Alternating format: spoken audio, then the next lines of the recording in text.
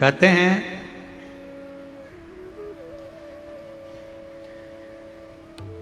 जब व्यक्ति के जीवन में कोई राह नहीं सूझ रही हो,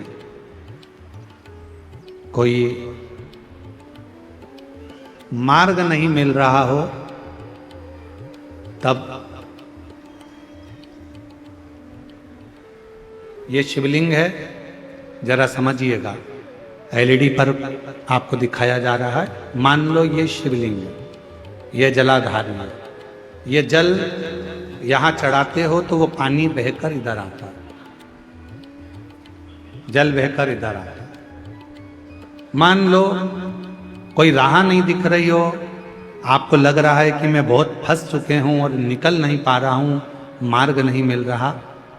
थोड़ा सा लाल चंदन, जहां ये जल बहता है इसके दोनों ओर, इधर गणपति इधर कार्तिकेय, थोड़ा थोड़ा लाल चंदन दोनों जगह पर लगाना प्रारंभ करो और उत्तर की ओर मुख कर कर दक्षिण में खड़े होकर शिव जी को जल चढ़ाना प्रारंभ करो।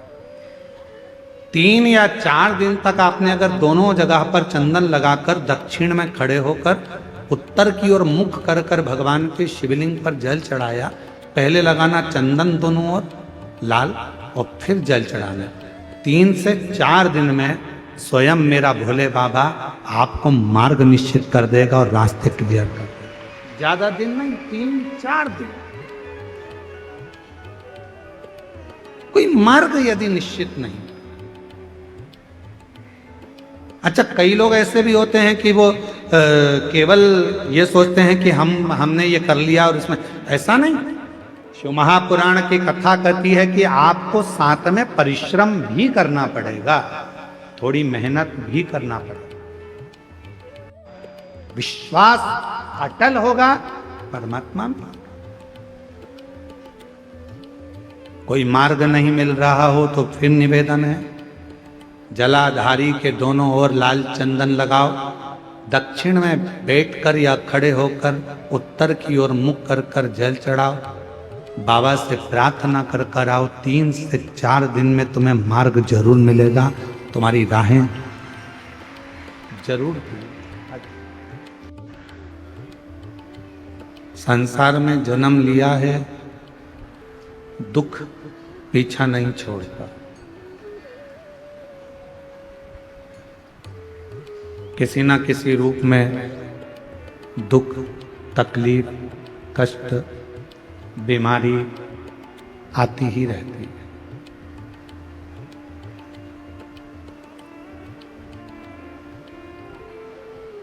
पर उस दुख को समाप्त कैसे किया जाए, उस दुख को कम कैसे किया जाए, उस तकलीफ को, उस बीमारी को समाप्त कैसे किया जाए,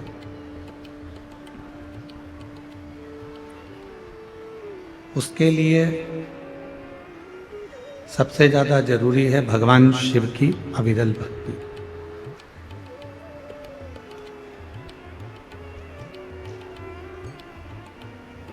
ये कच्चे गांव एक ऐसा कांकेर जिले का छोटा सा गांव है जहां पर आदिवासी वनवासी सब यहाँ रहते हैं। और आदिवासी वनवासी क्षेत्र में ये कथा इन सभी क्षेत्रवासियों के लिए ऊर्जा देती है। जिन आदिवासी क्षेत्रवासी वनवासी क्षेत्रवासी बूढ़ा देव का पूजन करते हैं, बूढ़ा देव का आराधना करते हैं, बूढ़ा देव की साधना करते हैं, अपने बुजुर्गों से पूछें कि ये बूढ़ा देव है कौन।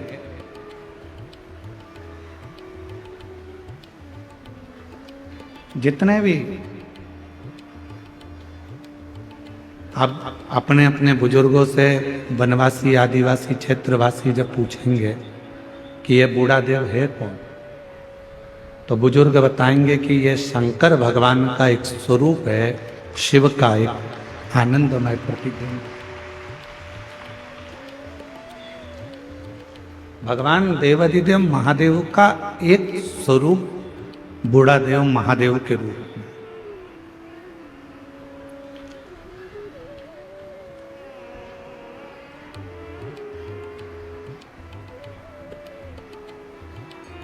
मतलब हमारे पूर्वज, हमारे दादा परदादा, हमारे जितने बुजुर्ग रहे हैं, हमारे जितने पूर्वज रहे हैं, ये सब भगवान शिव की आराधना करते हैं, भगवान शंकर की साधना करते हैं। थोड़ा बीच का जो समय ऐसा रहा जिन समय में भगवान शंकर को लोगों ने दूर कर दिया था।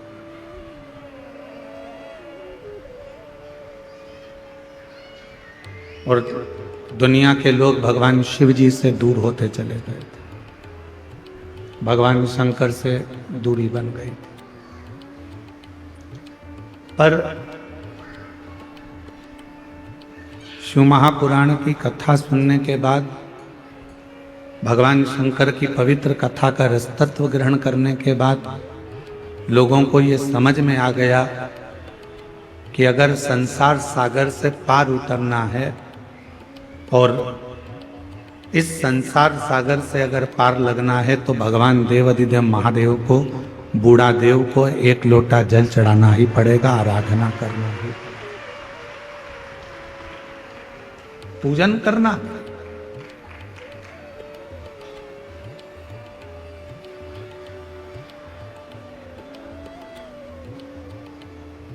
हम एक बात आपसे पूछें, उत्तर दीजिएगा कच्चे गांव वाले सब। समुद्र, विशाल समुद्र बड़े बड़े जहाज को डुबो देता है। विशाल समुद्र बड़े बड़े महल को डुबो देता है। विशाल समुद्र वृक्ष, रोड, बिल्डिंग जब अपने वाली पे आ जाए तो समुद्र सब डुबो देता। पर वो विशाल समुद्र के अंदर यदि तेल की एक बूंद गिर जाए तो क्या वो समुद्र उस बूंद को डुबो देता है? जम के बोलो, नहीं। समुद्र में इतनी सामर्थ्यता नहीं है कि वो तेल की एक बूंद को समुद्र डुबो दे। जहाज डुबो देगा, बड़े बड़े शिप डुबो देगा, बिल्डिंग डुबो देगा, वृक्ष डुबो देगा, सब कुछ डुबोने की सामर्थ्यता समुद्र के जल में है। पर समुद्र तेल की एक छोटी सी बूंद को डुबो नहीं सकता। क्यों? इसलिए तेल एकदम हल्का होता, एकदम हल्का। उसने अपने अंदर भार तत्व को नहीं लिया है। शिव महापुराण की कथा कहती है जैसे समुद्र सबको डुबोने की सामर्थ्यता रखता है पर तेल की एक बूंद को डुबो नहीं सकता है, उसी तरह शिव पुराण की कथा कहती है, भगवान शंकर का चरित्र कहता है कि संसार सागर में आकर सब डूबना है, पर जिसने भगवान शंकर की शरणागति ग्रहण कर ली उसको संसार सागर भी डुबो नहीं पाता।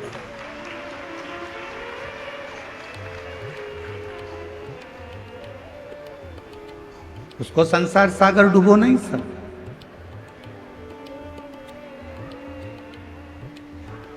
संसार सागर में भी आने के बाद यदि भगवान की अविरल भक्ति को धारण करा है, शिव नाम लिया है, भगवान शंकर का भजन किया है, मंत्र जाप किया है, नाम जाप किया है, तो किसी की सामर्थ्यता नहीं है कि वो आपको डुबो दे।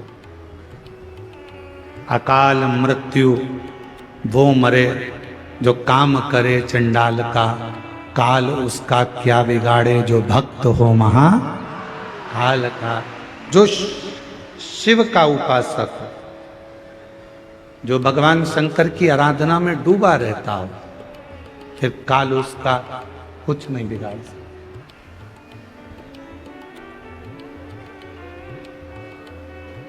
काल उसको छू नहीं पाता।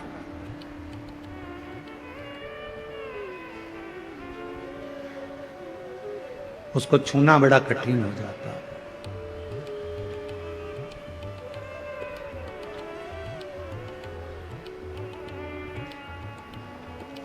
आप कितना भगवान के प्रति समर्पित हैं, आप कितना मंत्र जाप कर रहे हैं, आप कितनी शिव की आराधना कर रहे हैं, आप कितनी शंकर की साधना कर रहे हैं, ये आपके ऊपर निर्भर करता है। संसार के लोगों की सामर्थ्यता नहीं है कि फिर वो आपको डुबो दें।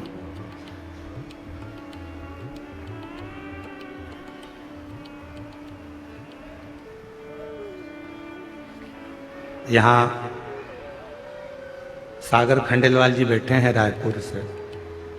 कहाँ बैठे हैं? इन्होंने जब इनके यहाँ कथा हुई तो कथा होने के बाद इन्होंने अपने घर के बाहर एक बहुत बड़ा, लगभग वह स्टेज का आधे भाग में आधा भाग इतना बड़ा श्री शिवाय नमस्तुभ्यम इन्होंने अपने घर के ऊपर लिखा, अंकित करवाया। तो सूचना मिली हमको, फिर हमने इनसे बात करी कि ये श्री शिवाय नमस्तुभ्यम आपने इतना बड़ा लिखवाया, छोटा भी लिख सकते थे, क्यों लिखा? तो सागर खंडेलवाल जी कहते हैं, गुरु जी, आता जाता व्यक्ति, चाहे वो जीव हो, जंतु हो, पशु हो, पक्षी हो, चाहे मनुष्य हो, किसी भी रूप में अगर श्री शिवाय नमस्तुभ्यम देखेगा तो वो तर जाएगा। इसलिए उसका विशालतम स्वरूप हमने अंकित कर। विशाल, मैं धन्यवाद देता हूं आपको बहुत बहुत साथ। बैठिए। एक मंत्र, एक जप, एक साधना, एक आराधना जब हम मूल रूप से ग्रहण करते हैं, मूलतः के साथ जब हम उसको भजते हैं तो वो हमें सुख देता, हमें आनंद देता।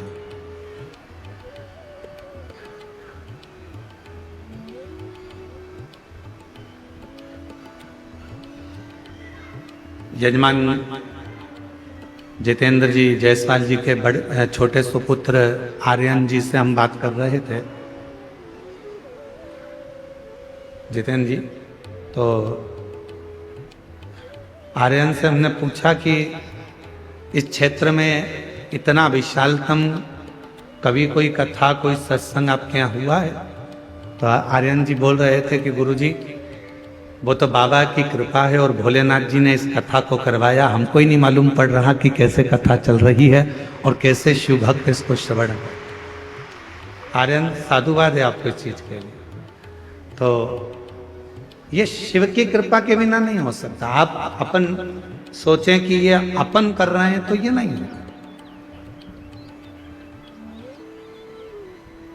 मेरा आपकी कृपा से सब काम हो, मेरा आपकी कृपा से सब काम हो रहा। करते हो भोले बाबा, मेरा नाम हो रहा है।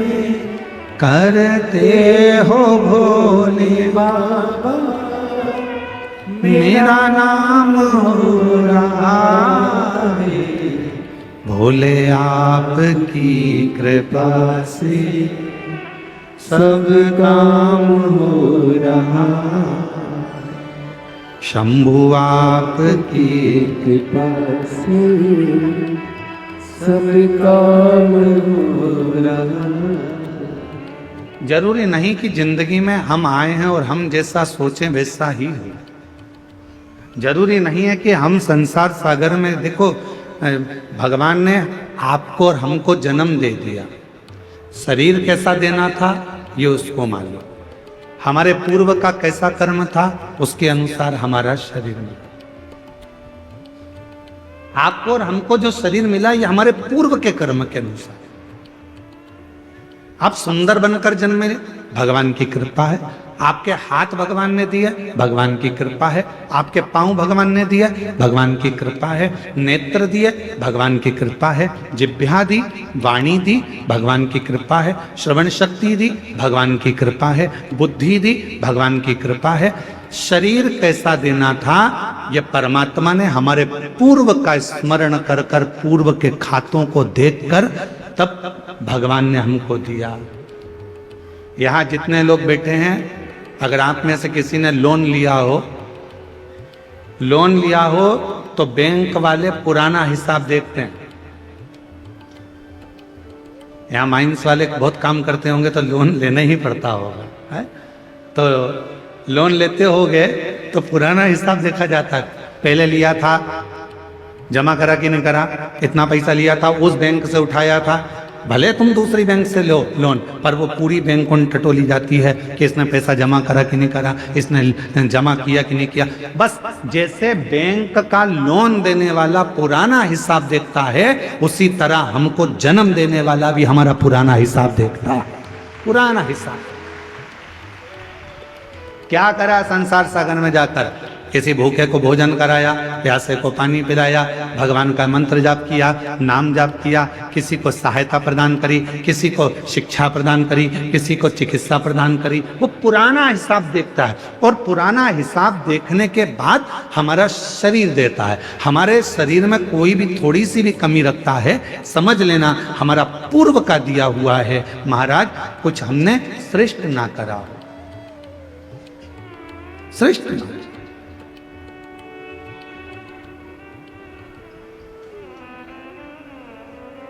धृतराष्ट्र नेत्र नहीं है। एक बार भगवान द्वारका नाथ से धृतराष्ट्र ने पूछ लिया, क्या बता सकते हो कि मेरे नेत्र क्यों नहीं है?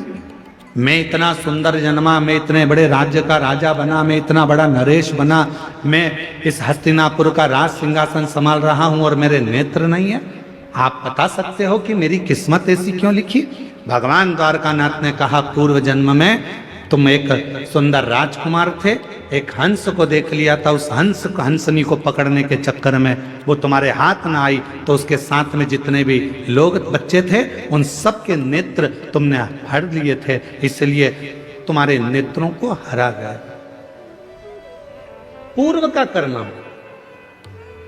कोई पिछले जन्म के अच्छे कर्म मुझे बाबा साथ मिला, कोई पिछले जन्म के अच्छे कर्म मुझे बाबा तेरा साथ मिला। जहाँ सारी दुनिया झुकती है, जहाँ सारी दुनिया झुकती है, मुझे वो आली दरबार मिला, दरबार मिला।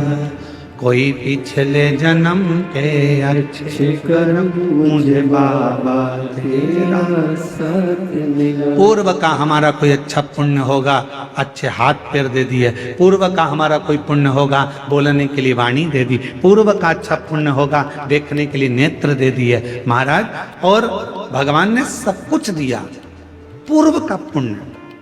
और फिर याद रखो, हमारे और आपके पिछले जन्म का कोई अच्छा कर्म होगा जो शिव महापुराण की कथा कच्चे गांव में दे दी। ये पुण्य है।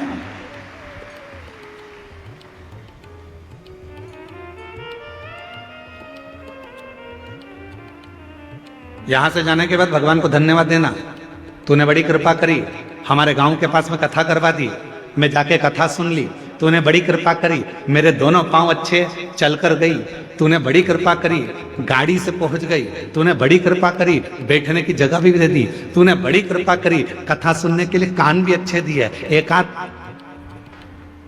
गड़बड़ हो जाता तो फिर ध्यान लगा कर सुनना पड़ता।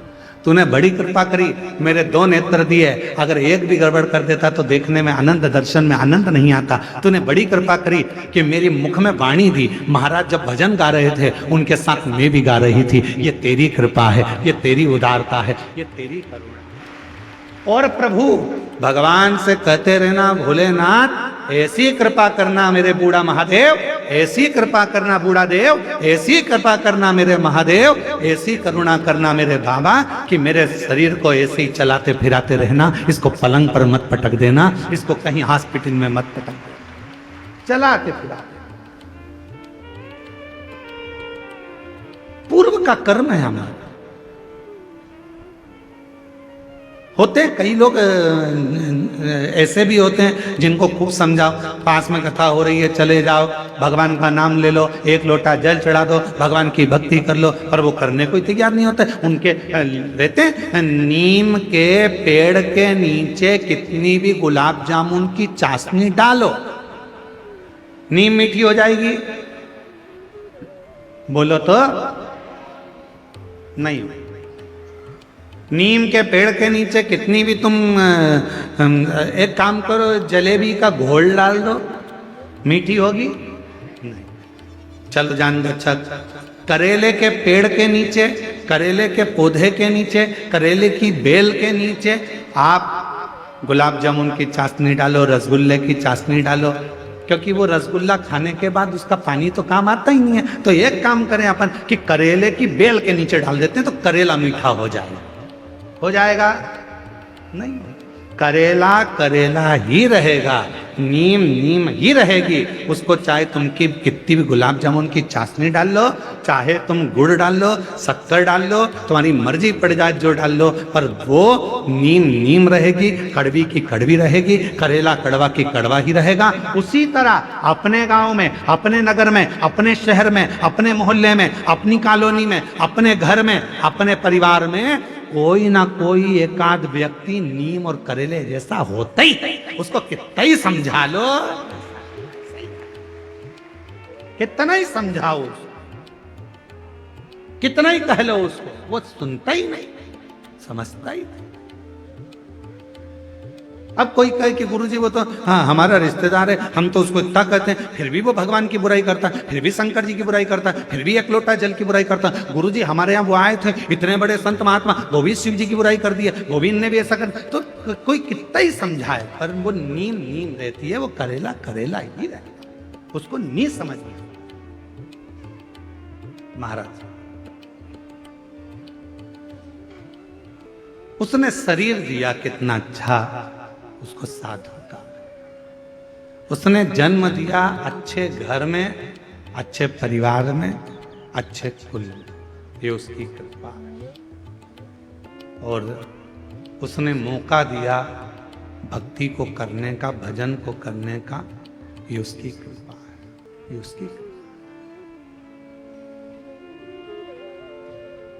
कितना सुंदर कहा है।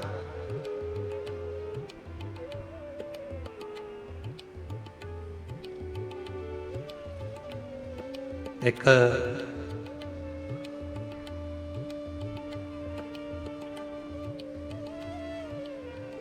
शिव महापुराण में एक बड़ा सुंदर भाव आया है। मां सती, भगवान माता पार्वती और भगवान शिव का एक बड़ा सुंदर संवाद। अब यह आपके ऊपर निर्भर करता है कि आप उसे कितना ग्रहण करते हैं। एक बार माता पार्वती भगवान शिव जी के साथ में काशी भ्रमण के लिए चली।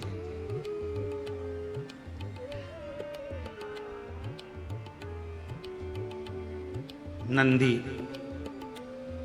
पर बैठकर मां पार्वती जी बाबा भोलेनाथ जी के साथ चली।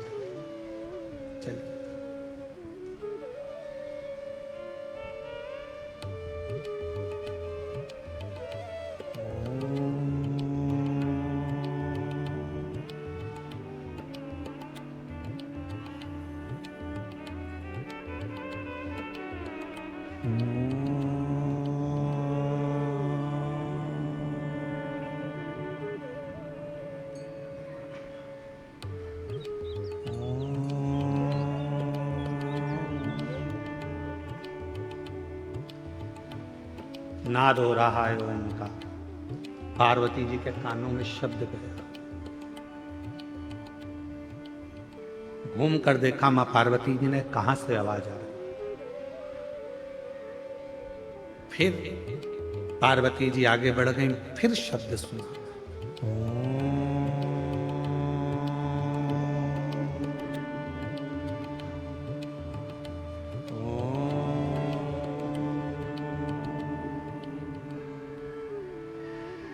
फिर पार्वती जी ने नंदी को रोका, नंदी रुको, जरा ठहरो नंदी। रुका नंदी। शिव जी ने पूछा, पार्वती क्या बात है, तुमने नंदी को क्यों रोका है? पार्वती जी कहती है, मुझे कोई मंत्र का जाप कर रहा, कोई मंत्र भज रहा, और कोई मंत्र का जाप कर रहा है, इसलिए मेरा मन कर रहा है कि एक बार उसको देखूं तो सही, कौन मंत्र का जाप कर रहा है।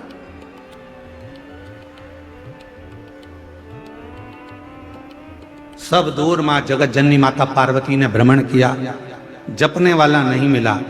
फिर नाद हुआ।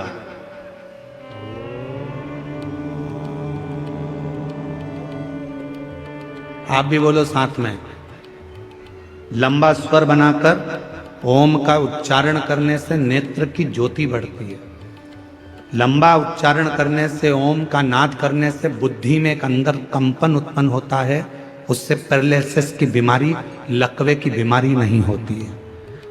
ओम का लंबा उच्चारण करने से अगर शरीर में, हाथ पैर में कंपन होता है, चाय का कप या अपनी उंगलियां या हाथ कांपने लगते हैं, तो वो कंपन दूर होता है। आप भी साथ में बोलिएगा, लंबा उच्चारण करना।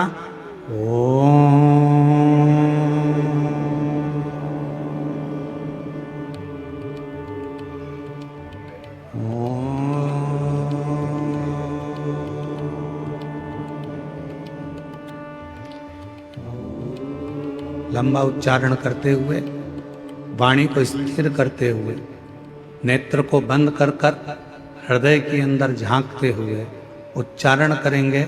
लकवे की बीमारी नहीं होगी, पैरालिसिस नहीं होगा, हाथ का कंपन दूर होगा और बुद्धि तीव्र होगी। साथ में बोलते चले।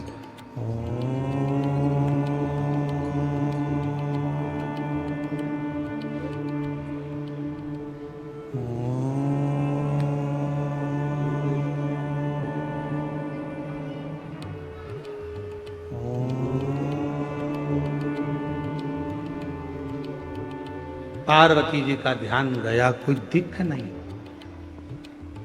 कुछ नहीं दिखा। आपने जब ओम का नाद किया होगा, नेत्र बंद कर आपको ऐसा लगा होगा हमारे दिमाग में कुछ बारीक सा कीड़ा चल रहा, कोई प्रवेश कर रहा। वो शिव तत्व है, वो शंकर है। मां ढूंढ रही, कोई दिखता नहीं। शिवजी कहने लगे, पार्वती चलो। कहां तुम यहां वहां ढूंढ रही हो, किसको खोज रही हो?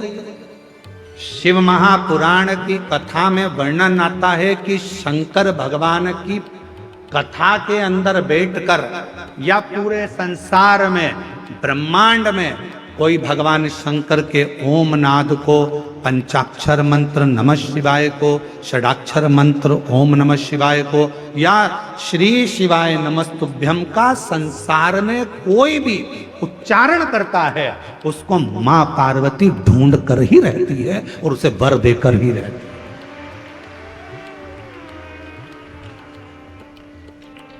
मेरी मां जगत जननी उसको वर प्रदान करती है।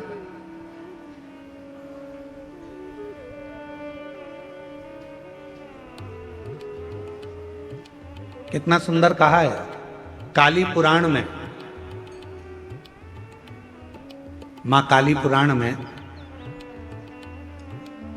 एक वर्णन आता है, जब रक्त बीज को मारने का समय आता है तो मां काली पुराण में वर्णन आता है कि मां आद्य शक्ति से पूछा गया, ये इतने विकराल असुर हैं, राक्षस हैं, इनका संहार तुम्हें करना है तो तुम इनको कैसे मार सकती हो? तो मां आद्य शक्ति, काली पुराण में वर्णन आता है कि मां आद्य शक्ति ने कहा, जब मैं किसी एक मंत्र को पकड़ लेती हूं और उस मंत्र का बार बार उच्चारण करती हूं, तो वो मंत्र मुझे अंदर से शक्ति प्रदान करता है और रक्त बीज जैसे राक्षस तो यूं ही मर जाते हैं, असुर संहार हो जाता है। नेत्र बंद कर कर सब एक बार फिर उच्चारण के साथ लंबे ओम नाद, शरीर के रोगों को दूर करने के लिए, शक्ति को प्रदान करने के लिए, शिव भक्ति को प्रदान करने के लिए, जितने आस्था चैनल पर बैठे हैं, जितने फेसबुक यूट्यूब के सामने कथा सुन रहे हैं, जितने पंडाल में कथा सुन रहे हैं, बड़े प्रेम के साथ लंबी श्वास के साथ में उच्चारण करेंगे, मां आद्य शक्ति हमको स्मरण करे।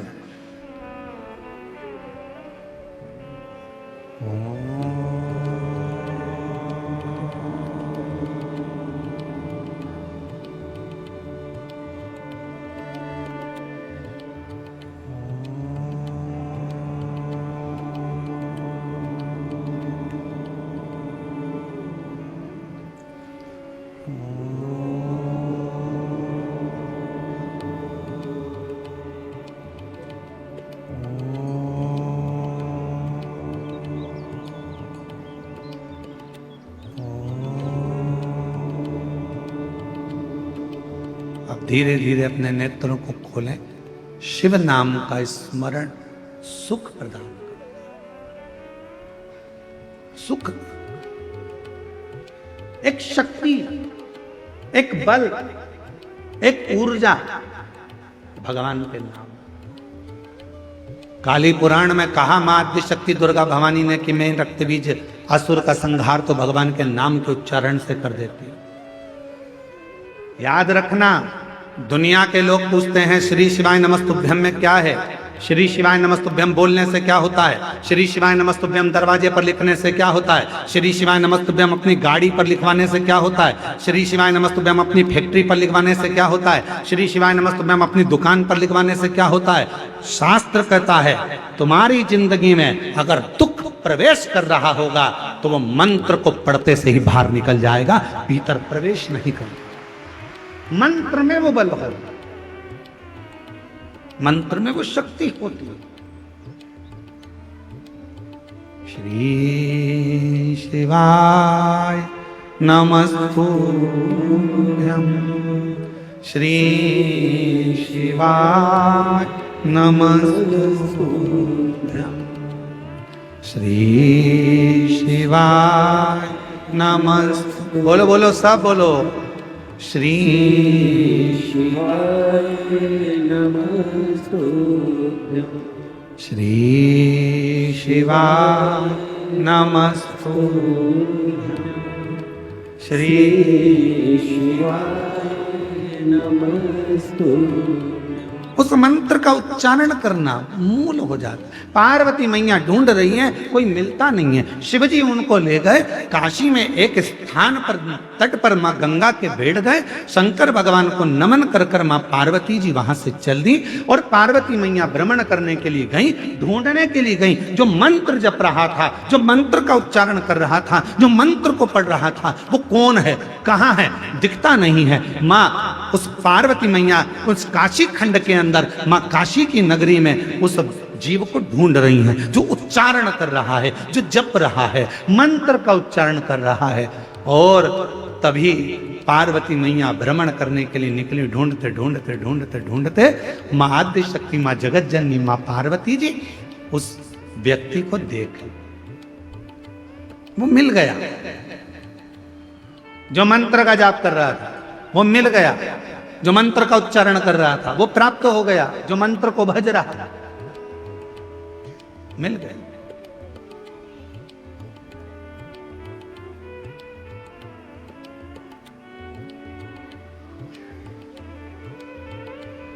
शिवजी से पार्वती जी ने विनय करी, मैंने उसको ढूंढ लिया है जो मंत्र पढ़ रहा था, जो मंत्र का जप कर रहा था, मैंने उसको ढूंढ लिया। बाबा चलो एक बार उस पर भी कृपा कर दो, जो मंत्र का जप कर रहा था उस पर करुणा कर दो। शिव जी बहुत तेज हंसे, ठाका लगाकर। खूब तेज बाबा भोलेनाथ हंस दिए। अब पत्नी कुछ कहे और पति जम के हंस दे तो पत्नी को गुस्सा आने लगता है बहुत तेज। मैं तुमसे कुछ कहती हूं और तुम मेरी बात को हवा में उड़ा देते हो। मैं तुमको कुछ कहती हूं और तुम हंस के निकाल देते हो। मेरी बात तो तुम सुनते ही नहीं, मेरी बात तो तुम स्वीकारते ही नहीं। पति हंस देता। अब कौन समझाए कि पत्नी कुछ कहती है तो पति क्यों हंसता है? उसका एक कारण है कि धर्म पत्नी की बात पर पति इसलिए हंसता है कि तू कोई सी छोटी छोटी बात को अपने माइंड में क्यों लेती है? मैं हूं ना, तुझे मुझ पे भरोसा है ना, तो फिर क्या टेंशन है?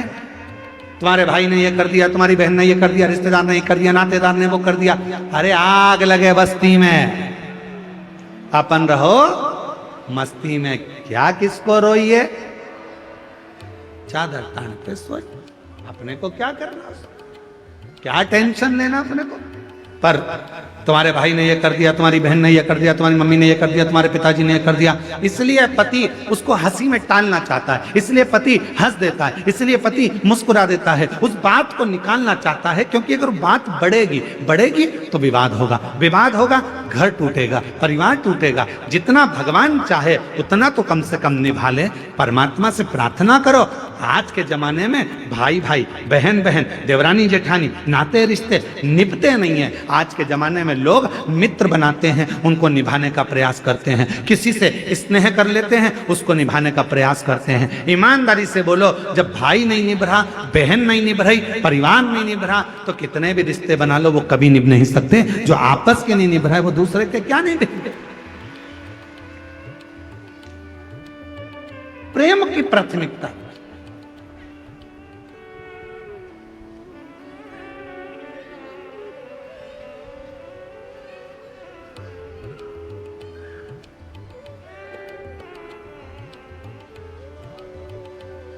हमारे यहाँ कुबेरेश्वर बाबा के पवित्र धाम में कई लोग आते हैं, साथ में बर्तन भी लाते हैं, आटा भी लाते हैं, दाल भी लाते हैं, चावल भी लाते हैं।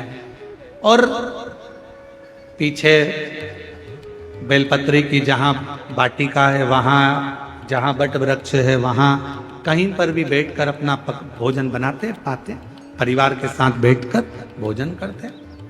उनको देखकर हमें बड़ी प्रसन्नता होती है। हम कई लोगों से मिलने भी जाते हैं, वहाँ पर अगर सीहोर रहते हैं तो हम उनके पास जाते हैं, बोलते हैं भगवान बड़ी कृपा करा है आप पर कि कम से कम आज आपका पूरा परिवार बाबा के धाम में बैठकर भोजन तो कर रहा है। इससे बढ़कर सुख और क्या हो सकता है? निवेदन है, अगर सनातन धर्म को मजबूत करना है, भारत की भूमि पर सनातन धर्म की मजबूती चाहते हो, तो अपने घर में एक नियम बनाओ, हफ्ते में कम से कम एक दिन पूरे परिवार के साथ मिलकर भोजन करने का प्रयास करो। तो धीरे धीरे वो कुटुंब जब एक साथ जुड़ेगा, वो परिवार एक साथ जुड़ेगा, जब कुटुंब हमारा जुड़ना चालू होगा, तो फिर हम पर कोई आक्रमण नहीं कर सकता, आक्रमण नहीं कर सकता।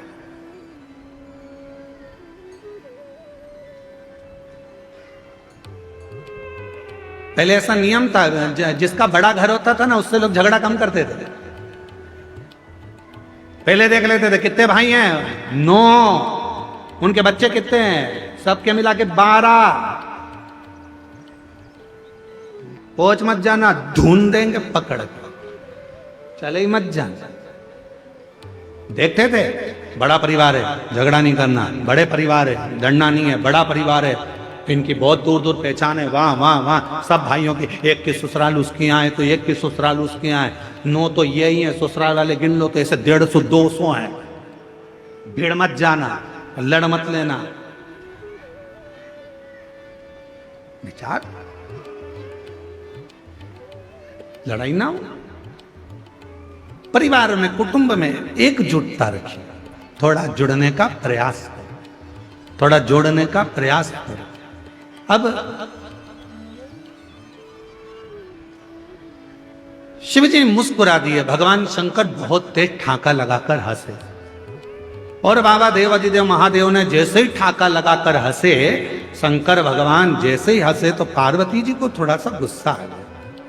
पार्वती जी ने कहा, प्रभु मैं इतनी जरूरी बात आपसे कह रही हूं और आप हंस रहे, आप मुस्कुरा। भगवान भोलेनाथ जी ने कहा, पार्वती तू क्या कहना चाहती है मैं जानता हूं। तो पार्वती जी ने कहा, बताओ क्या कहना चाहती है।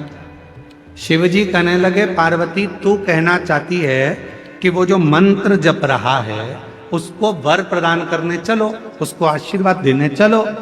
पर पार्वती मैं उसको वर प्रदान करने नहीं जाऊं, मैं उसको आशीर्वाद देने नहीं जाऊं। पार्वती जी कहने लगी, ऐसा तो हो नहीं सकता, आपको चलना तो पड़ेगा। पार्वती जी कहने लगे, क्यों नहीं जाओगे। शंकर भगवान बोले, पार्वती बात इतनी सी है, जो वो मंत्र का जप कर रहा है, ओम का उच्चारण तो वो सही कर रहा है, पर मंत्र के बीच में एक त्रुटि कर रहा है। ओम का उच्चारण सही कर रहा है, पर मंत्र के बीच में एक त्रुटि कर रहा है।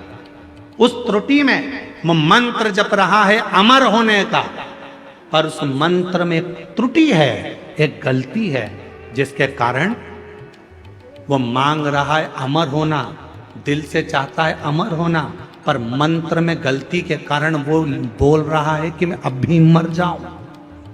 एक गलती हो रही है उसके मंत्र में, एक त्रुटि हो रही है उसके मंत्र में, वो मृत्यु को मांग रहा है और भजन कर रहा है अमर होने का, तप कर रहा है अमर होने का, साधना कर रहा है अमर होने का, और मंत्र पढ़ रहा है मरने का। अब तुम बताओ क्या करूं। तो पार्वती जी बोली, भोलेनाथ जी ये तो बहुत बड़ी बात हो गई, आप कुछ मत दो उसको, चलो आप तो हमारे साथ वापिस कैलाश चलो। शिव जी कैलाश पहुंचे और भगवान देवाधिदेव महादेव जैसे ही कैलाश पहुंचे, पार्वती जी चुप चुप रहने लगी, बोलती नहीं थी, बहुत मौन रहती थी। मौन रहती तो एक बार षडानंद कार्तिकेय जी ने पूछ लिया, मैया क्या बात है, तुम बोलती क्यों नहीं हो, आजकल बहुत चुप रहती हो। गणेश जी ने पूछा, माँ आप बोलती नहीं हो, बहुत चुप रहती हो, कुछ बोलती नहीं हो। शंकर भगवान को मालूम पड़ा कि पार्वती कुछ बोलती नहीं है, आजकल चुप रहने लगी है। तब शिव जी ने पूछा, पार्वती बात क्या है, जिस दिन से तुम काशी से आई हो उस दिन से तुम मौन हो, चुप हो, कुछ बोलती क्यों नहीं हो। तब पार्वती जी ने कहा, स्वामी मेरे मन में एक संशय है। क्या संशय है पार्वती। मेरे मन का संशय यह है स्वामी कि वो जो काशी में जप रहा था, मंत्र गलत पढ़ रहा था और मांग सही रहा था, ऐसे ना जाने संसार में कितने लोग होंगे। महाराज भोले बाबा, आपके डमरू की नाद से, आपके गंगा की धार के जल से करोड़ों करोड़ों मंत्र बने हैं। शिव जी से कह रही है मां पार्वती की सबसे ज्यादा दुनिया में अगर कोई मंत्र प्रकट हुए हैं तो शंकर भगवान आपके द्वारा प्रकट हुए हैं। इतने करोड़ों मंत्र लोग अगर बोलेंगे, उसमें कोई त्रुटि होगी तो बेचारों का क्या होगा। इसलिए कुछ कृपा करो, कुछ कृपा करो। शिव जी ने कहा, मांग तुझे क्या चाहिए पार्वती। पार्वती जी कहती हैं, प्रभु बस ऐसी कृपा कर दो कि कोई कैसा भी जपे, गलत भी जपे चाहे सत्य भी जपे, सही भी जपे चाहे वो गलत भी जपे, तो भी उसको नरक ना भोगना पड़े, वो आपके धाम सारी कामनाएं प्राप्त कर कर आपके धाम में पहुंच जाए। ऐसा वर, बस इतना सबर। शिव जी ने कुछ बोला नहीं, चुप रहे। अभी तक माँ पार्वती जी चुप थी, अब भगवान भोलेनाथ चुप हो गए, बोले नहीं। और मंत्र जपने वाले दुनिया के लोग मंत्र जप रहे,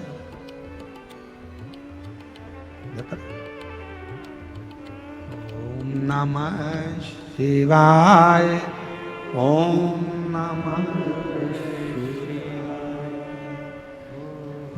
नमः शिवाय, नमः शिवाय। हरिहर नमः शिवाय, गोरा नमः शिवाय, हरिहर नमः शिवाय, गोरा शिवाय, ओम नमः शिवाय, ओम नमः शिवाय। जपने वाले जप रहे हैं, भजन करने वाले भजन कर रहे हैं, मंत्र बोलने वाले मंत्र कर रहे हैं, साधना करने वाले साधना कर रहे हैं। शिव जी मौन हो गए, पार्वती जी से रहा नहीं गया। भोले बाबा के पास एक लोटा जल चढ़ाकर बोली, आप चुप हो जाओगे तो हम कहाँ जाएंगे, कृपा करो, कुछ तो करुणा करो। शिव जी ने कहा, पार्वती क्या दूं मैं, क्या दूं? क्या दूं? बस कृपा कर दो, थोड़ी सी, थोड़ी सी।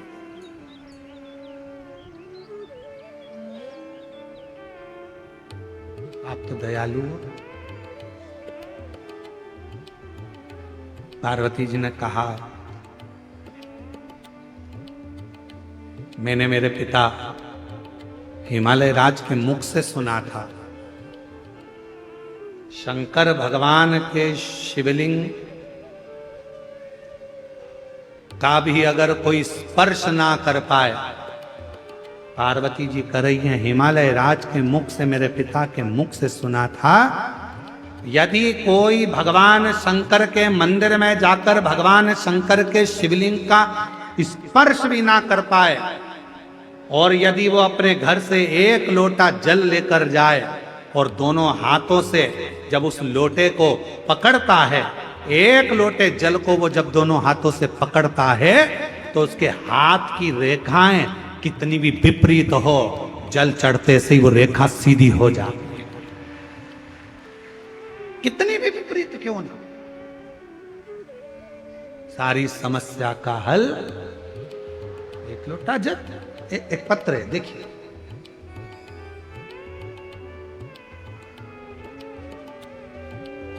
रेखा कैसे सीधी होती है उसको इस पत्र में देखिएगा, है ठीक है।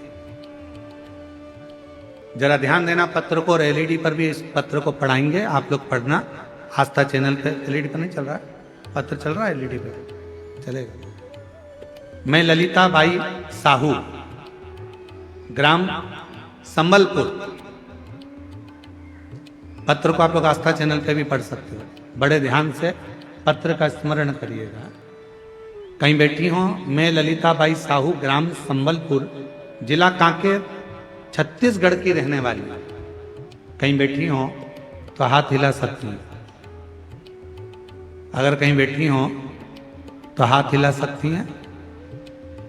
हाथ हिलाओ एक बार, हाथ दिख गए हो, आ जाओ, एक बेलपत्र ले जाना, आ जाइए, धीरे धीरे आओ। मैं ललिता बाई साहू, ग्राम संबलपुर, जिला कांकेर, छत्तीसगढ़ की रहने वाली हूँ। मेरे गले में गठान हो गया था, जिसे मैंने धमतरी की हॉस्पिटल में दिखाने के बाद उन्होंने कहा कि ये कैंसर हो सकता, बोलकर हम रायपुर चले गए, और रायपुर में जाकर रायपुर में भेजा गया, जहां मैंने कान के पास में से टुकड़ा निकाला गया। छोटा सा ऑपरेशन कर कर कान के पास से टुकड़ा निकालकर उसे मुंबई भेजा गया, जिसमें चेक कराया गया तो कैंसर की पुष्टि हो गई कि मुझे कैंसर बताया गया। अब करूं तो करूं क्या? डॉक्टरों ने कहा कि इस कैंसर की जांच हो गई है, गठान को निकालना पड़ेगा, खर्चा आएगा लगभग 60,000 रुपए का बोला गया। मेरे पास पैसा नहीं था, क्या करें तो करें क्या? तब किसी के कहने पर बाबा देवाधिदेव महादेव पर जल चढ़ाना प्रारंभ करा और भगवान भोलेनाथ पर भरोसा करा। किसी ने कहा टीवी पर आस्था चैनल पर कथा आती है, सुनो। हमने कथा सुनना प्रारंभ करा। गुरुदेव टीवी के माध्यम से कथा सुनी, एक लोटा जल शिवलिंग पर अर्पित करना चालू करा, जल का सेवन करना शुरू करा, पीना चालू करा, और 3 से 4 महीने में मेरा पूरा रिपोर्ट नेगेटिव आ गया। मैं बाबा को यहाँ प्रणाम करने के लिए, मेरा कैंसर पूर्ण तरह से समाप्त हो गया। ये जिंदगी में पहली बार ऐसा देखा। क्या करता है शिव?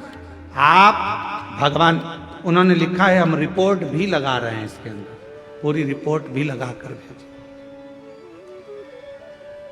और तेरी कृपा का क्या है भरोसा, कब किस पर हो जाए, जरा सी हम पर कर दो, जरा सी। आप शिव जी के मंदिर जा रहे हैं, भगवान शंकर के मंदिर में जाकर लोटा जल चढ़ा रहे हैं। शंकर भगवान के शिवलिंग का यदि आप स्पर्श भी ना कर पाए, कोई बात, स्पर्श भी ना कर पाए तो कोई बात नहीं है। आप भगवान शंकर के शिवलिंग पर जल चढ़ाने के लिए जब लोटा भर कर लेकर जाते हैं, अपना हाथ में, अपने घर से जब लोटा लेकर जाते हैं जल चढ़ाने के लिए, उस लोटे पर अपना हाथ आता है। देखो हाथ के निशान बड़े काम आते हैं, बड़े काम।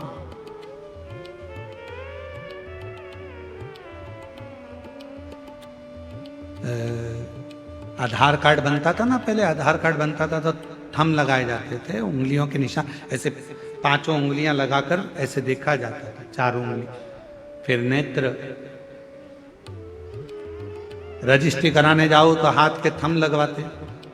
बोलो बोलो, सही है कि गलत है? थंब लगवाते। कोई भी काम है तो उसमें थंब की जरूरत पड़ती है। हाथ के निशान मूल होते हैं।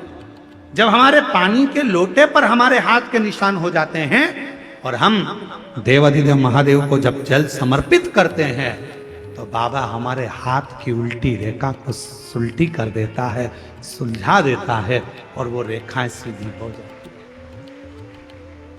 वो रेखाएं सीधी।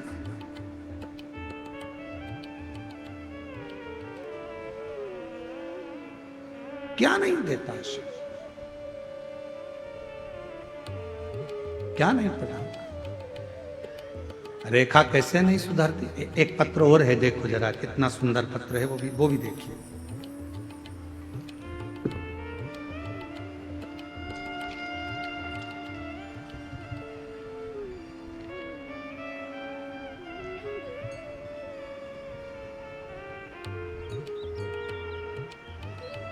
जमुना रमेश सिन्हा, जरा गांव का नाम बोलो पढ़ के।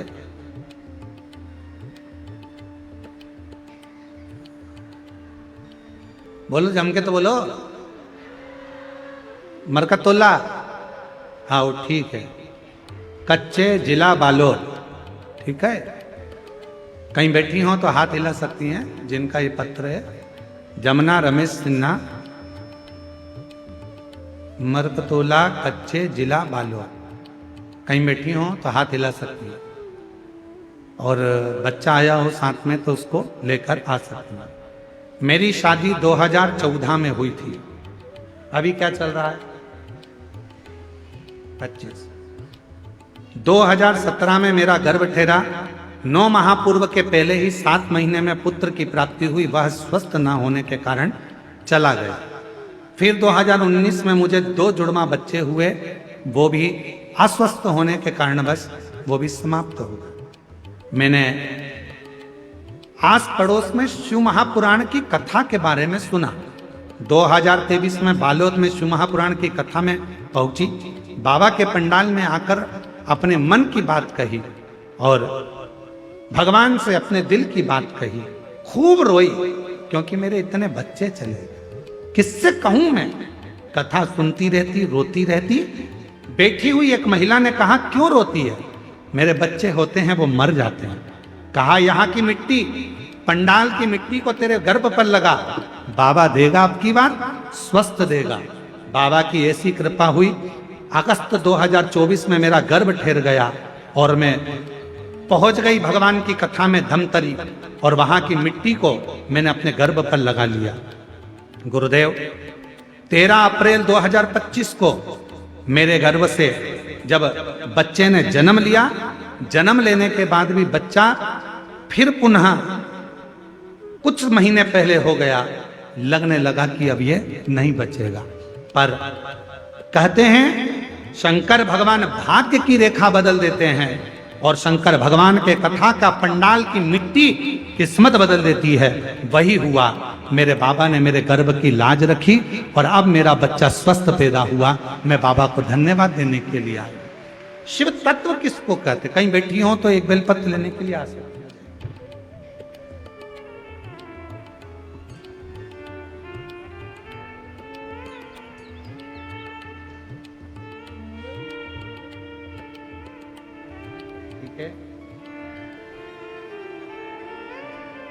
खाली न जाता कोई दर से तुम्हारे, खाली न जाता।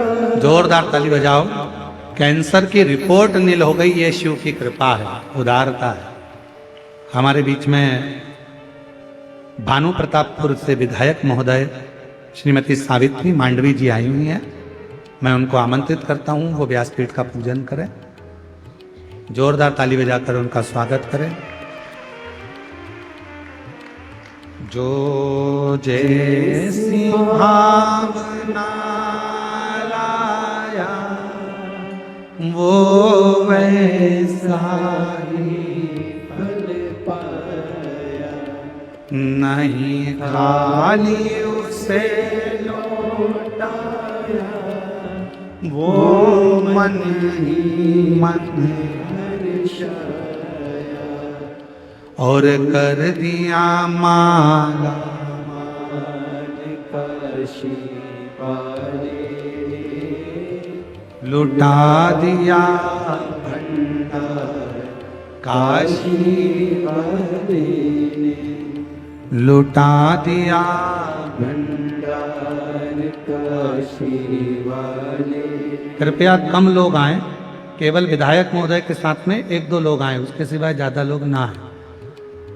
कर दिया माला मार काशी वाले ने, जो जैसी भावना लाया वो वैसा ही फल पाया, नहीं खाली उसे लौटाया, वो मन ही मन हर्षाया, कर दिया माला माल काशी वाले ने, लुटा दिया भंडार काशी वाले ने, कर दिया माला माल काशी वाले ने, कर दिया माला माल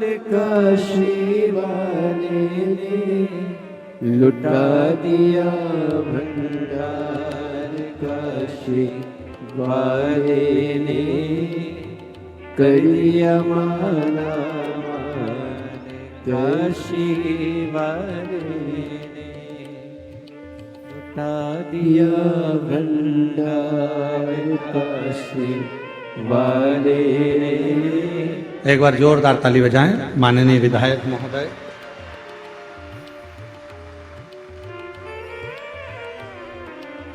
श्रीमती सावित्री जी मांडवी, विधायक भानु प्रतापपुर छत्तीसगढ़। शिव तत्व में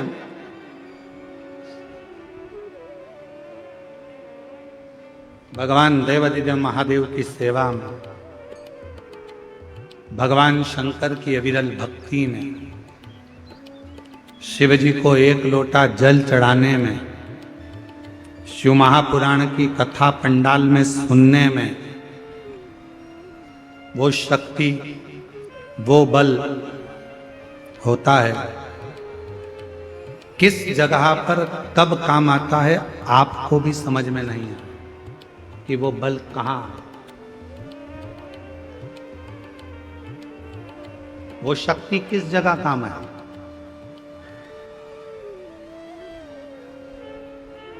जरा उत्तर दीजिएगा, आप लोगों से पूछें, आप लोगों ने आज भोजन करा है? घर पे खाना खाया कि नहीं खाया? जम के तो बोलो, खाया। ठीक है। 4 महीने पहले खाना खाया था? जम के तो बोलो, खाया। 4 महीने पहले 6 तारीख को आपने क्या खाया था? किसी को याद है क्या? नहीं। हमसे पूछोगे तो हमको भी याद है। ठीक है, जैसे आप हो वैसे हम भी हैं। हम ऐसा संकोच बस कर बोलना मत ही 1%, बिल्कुल संकोच में मत बोलो। आप तो उत्तर दो, हमारे जैसे हो और हम तुम्हारे जैसे। आज खाना खाया? खाया। 4 महीने पहले 6 तारीख को आपने क्या खाया था? ना हमको याद ना आपको। पर 4 महीने पहले 6 तारीख को जो तुमने खाया था, हमने खाया था, वो हमारे शरीर में रक्त बनकर आज भी घूम रहा है। जो खाया था, जो बेकार था, वो तो निकल गया, पर उसकी जो बूंद बूंद रक्त बनी वो हमारे शरीर में आज भी घूम रही है। आज भी घूम रही है वो बूंद हमारे शरीर में। आज भी रक्त की बूंद भ्रमण कर रही। कितने महीने पहले की? जम के बोलो। 4 महीने पहले जो खाया था, उसके खाए हुए भोजन से, ग्रहण करे हुए भोजन से जो रक्त बना था, उस रक्त की बूंद हमारे शरीर में आज भी भ्रमण कर रही है, घूम रही है, शरीर को ऊर्जा दे रही है। भले वो बूंद आज की नहीं, पुरानी है, पर काम आज भी आ रही है। उसी तरह तुमने अगर कथा के पंडाल में बैठकर शिव महापुराण की कथा को सुना है, तुमने 1 लोटा जल देवाधिदेव महादेव को चढ़ाया है, तो तुम्हारा चढ़ाया गया जल और तुम्हारी इस कच्चे गांव में सुनी हुई कथा एक ना एक दिन तुम्हारे काम जरूर आएगी, तुम्हारे सामने खड़ी होगी। एक दिन वो तुम्हारे सम्मुख में आएगी, जब तुम्हारी दुख की कोई घड़ी होगी, कोई पल, कोई क्षण, कोई कष्ट का होगा, कोई तकलीफ का होगा, तब तुम्हारे को याद आएगा, मैंने कच्चे गांव में कथा सुनी है। वहां की मिट्टी को मैं आरती होने के बाद, जब आरती पूरी हो गई, आरती होने के बाद जब मैं वहां से चली, तो वहां की मिट्टी को मैंने अपने शरीर पर लगाया था। वहां की थोड़ी सी मिट्टी मेरे पास में रखी है। मैं कंकर शंकर की पूजन कुबेरेश्वर धाम कर आई थी। मैं कुबेर भंडारी के यहाँ सीहोर गई थी, वहां मैंने कंकर शंकर की पूजन करी थी। वहां से मैं रुद्राक्ष लाई थी, कंकर लाई थी। वो कंकर मेरे पास रखा है। मेरे तकलीफ नहीं रह सकती। अगर तकलीफ आई है, कष्ट आया है, दुख आया है, तो निश्चित है कि वो दुख मिटेगा जरूर। और तुमने उस कंकर को 1 लोटा जल चढ़ाना प्रारंभ करा, रुद्राक्ष को गलाकर शिव को चढ़ाना प्रारंभ करा, पंडाल की मिट्टी को शरीर पर लगाना प्रारंभ करा। बेटे ने कहा, मम्मी मुझे ये तकलीफ है, मेरा ये काम अटक रहा है। और तुमने कहा, चिंता मत कर, ये रुद्राक्ष लेकर जा, बाबा पूर्ण करेगा। और बाबा ने पूर्ण कर दिया। वो काम आएगा, आज नहीं तो कल, पर आएगा, आएगा।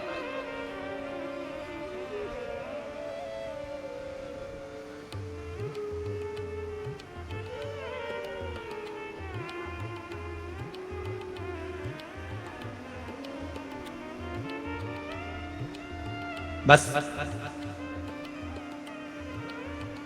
संजो कर रखो इस शिव महापुराण की कथा।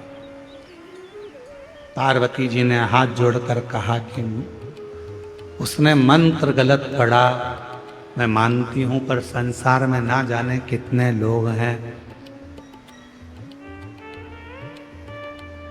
इस कलयुग में, इस कलिकाल में कोई जरूरी है कि सब अच्छे से मंत्र का उच्चारण कर लेंगे? इस कलयुग में क्या सभी बहुत विद्वान हो जाएंगे, मंत्र का जाप कर लेंगे? सब एक जैसे नहीं हो सकते प्रभु। कोई वन में रहेगा, कोई जंगल में रहेगा, कोई पढ़ा लिखा नहीं है, कोई बहुत पढ़ा लिखा है, किसी के मुख से ना जाने मंत्र सही निकले ना निकले, भोले बाबा एक कृपा कर दो ना, इन सबका कल्याण हो जाए, ऐसा कुछ कर दो ना। तब भोलेनाथ जी ने उसी समय पार्वती मैया को वचन दे दिया, सुन पार्वती, मैं विश्वनाथ काशीपति काशी की धरा पर, हे जगत जननी जगदम्बा पार्वती, तुझे वचन देता हूं, संसार में जन्म लेने वाला मनुष्य चाहे मंत्र बोले ना बोले, कुछ बोले ना बोले, वो अपनी भाषा में जो बोलेगा मैं उसको मंत्र समझ लूंगा और उसका कल्याण करूंगा, उसको मंत्र समझूंगा, उसका कल्याण कर दूंगा। जब आप हाथ जोड़कर बाबा से कहते हो ना, बाबा मेरा सब दुख काटो, ओ भोला सब दुख काटो। अब दुनिया के लोग कहते हैं गुरुजी तुम ये मन ये बात बार बार बोलते हो, भजन की लाइन है, भजन की लाइन है। भजन की लाइन नहीं है। जब हम कोई चीज बार बार बोलते हैं तो वो भजन नहीं रहता। जब हम कोई बात बार बार बोलते हैं वो केवल एक भजन की लाइन नहीं रहती, वो मंत्र हो जाती है और उस मंत्र की सिद्धि प्राप्त हो जाती है। भोला सब दुख काटो। आप भी बोलो, जितने बैठे हैं पीछे आगे दाएं बाएं सारे पंडालों के बाहर जितने बैठे हैं, लाखों की संख्या में आप लोग आए हो, पंडालों में जगह नहीं है, एक बार प्रेम से बोलो, ओ भोला सब दुख काटो, ओ भोला सब दुख काटो।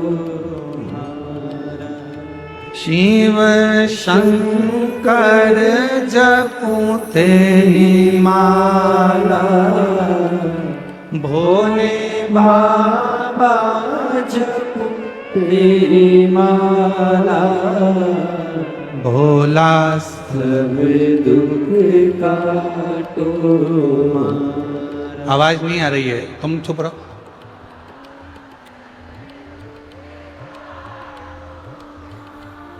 ओ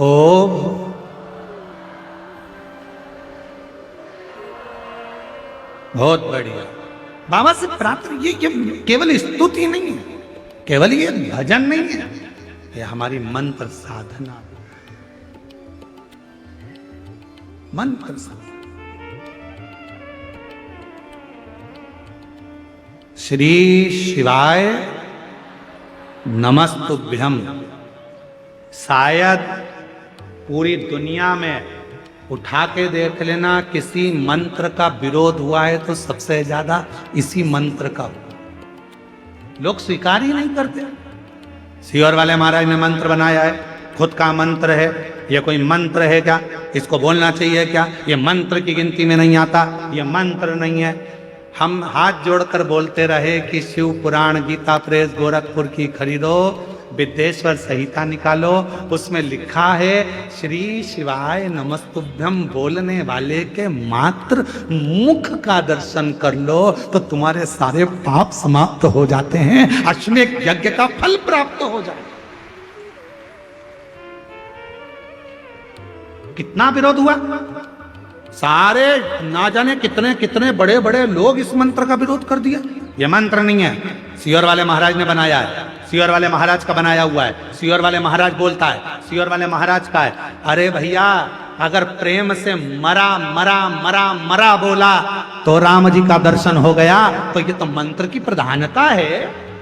आप दिल से जब पुकारोगे श्री शिवाय नमस्तुभ्यम, श्री शिवाय नमस्तुभ्यम, ये सियोर वाला महाराज नहीं कर रहा, ये विद्येश्वर संहिता शिव महापुराण की कर रही है। गीता प्रेस गोरखपुर की दुकान पर जाओ, एक शिव पुराण की पुस्तक, एक पोथी खरीदो और उस पुराण को खोलो, विद्येश्वर संहिता को खोलो और पढ़ो। उसमें लिखा है श्री शिवाय नमस्तुभ्यम, बोलने वाले के मुख का दर्शन करने वाले के सारे पाप एक क्षण में समाप्त हो जाते हैं और उसको अश्वमेध यज्ञ का फल प्राप्त हो जाता है। यह शिव पुराण में लिखा, यह शिव पुराण में वर्णित किया गया।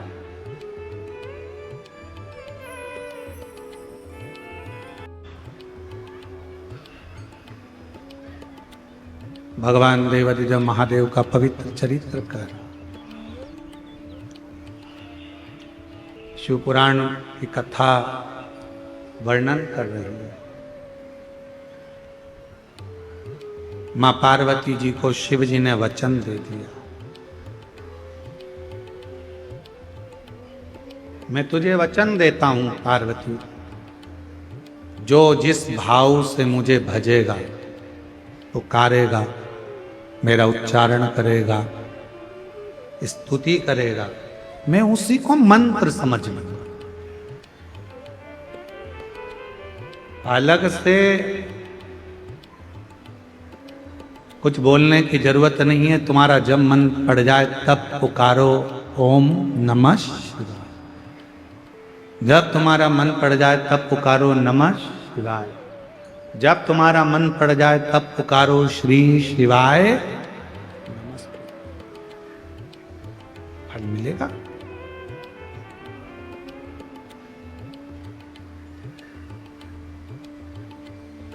बस तुम्हारी भक्ति में, तुम्हारे भगवान के भजन में विश्वास पूर्ण होना चाहिए। एक पत्र है, देखिए, एक बहन जी ने लिखा है, मैं शारदा कोरेठी, ग्राम चोंगेल, भानु प्रतापपुर की रहने वाली। कहीं बैठी हो? आप ही हैं? हाथ हिलाओ एक बार, वापिस आ जाइए, एक बेलपत्र लेकर जाइएगा, आ जाओ। हमारे गांव में पहले सत्संग में बहुत जाते थे, लेकिन सत्संग भी होता था, लोग जाते भी थे, लेकिन किसी के बहकावे में आकर पूरे गांव में देवी देवता को नहीं मानते। अब देवी देवता का लोग मजाक उड़ाते हैं, मूर्तियां विसर्जन करवा दी है, गांव में कोई देवी देवता को मानने वाले नहीं रहे। पर गुरुजी, आपकी कथा ने मुझे विश्वास दिया। मैंने देवी देवता को नहीं छोड़ा, भले पूरे गांव के लोगों ने छोड़ दिया।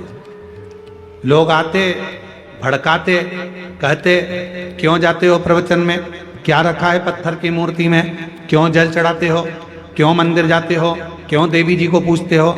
लोगों ने सारा गांव देवी देवता को पूजना बंद कर दिया।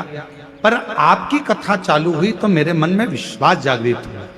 मैं भी बदलने वाली थी गुरुदेव, पर आपकी कथा ने भरोसा दे दिया और गांव के लोग मेरे पीछे भी पड़े रहे कि तुम मंदिर जाना छोड़ो, तुम भगवान को मानना छोड़ो, पर हमने नहीं छोड़ा। और मेरी बेटी जो जेई की एग्जाम दे रही थी कई बार से, उसका क्लियर नहीं हो रहा था, उसका भी मन विचलित होने लगा था देवी देवता को छोड़ने का। पर मैंने अपनी बेटी से कहा तू चिंता मत कर, सियोर वाला बाबा कहता है कि कथा के पंडाल में बैठकर जो मांगा जाता है वो मिलता जरूर है। अगर मैं भी छोड़ दूंगी, एक बार मैं प्रयास कर कर देखती हूँ, भिलाई में कथा हो रही है, वहां जाती हूँ। कथा के पंडाल में लोग जाते हैं और काम होता है, मैं भी तो देखूं कि वो कह रहे हैं कि हमारे धर्म में आओ, वो कहते हैं कि अब तुम्हारे देवता छोड़ दो, मैं अपना देवता क्यों छोड़ूं। अगर मेरे देवता में बल होगा तो पंडाल में जाकर बैठूंगी और झोली जरूर भरेगा। फिर तो मैं पूरे गांव को फिर देवी देवता की पूजन में लगा दूंगी। और वो ही हुआ, भिलाई पहुंच गई मैं और पंडाल में बैठकर बाबा से प्रार्थना करी, बाबा खाली मत भेजना, मेरी बेटी की परीक्षा है। उसने कहा माँ ये लास्ट है, इसके बाद हम भी बदल जाएंगे। तो बाबा ने कृपा कर दी। मैं भिलाई की कथा कर कर सुनकर पंडाल से वापस लौटी और मेरी बेटी ने कहा माँ मेरा इंजीनियरिंग कॉलेज रायपुर में सिलेक्शन हो गया, मैं पास हो गई। और जैसे ही बेटी ने कहा, धीरे धीरे धीरे धीरे कर कर गुरुजी अब मेरा पूरा गांव भी शंकर को एक लोटा जल चढ़ाना वापिस प्रारंभ कर दिया। वापिस प्रारंभ, सारी समस्या का हल। अब मेरा गांव वापिस शिवमय हो गया। एक लाइन अच्छी लिखी है, गुनगुनाते। खाली ना जाता कोई दर से तुम्हारे, मैं भी खड़ी हूँ नंदी बाने पसारे। जब आप दिल से पुकारते हो तो शिव क्यों ना सुने, क्यों ना स्वीकार करे। आ जाओ, जोरदार ताली बजाओ। बाबा देवादिदेव महादेव की अविरल भक्ति से पूरे गांव को जागृत किया है। एक बार वापस जोरदार ताली बजाओ।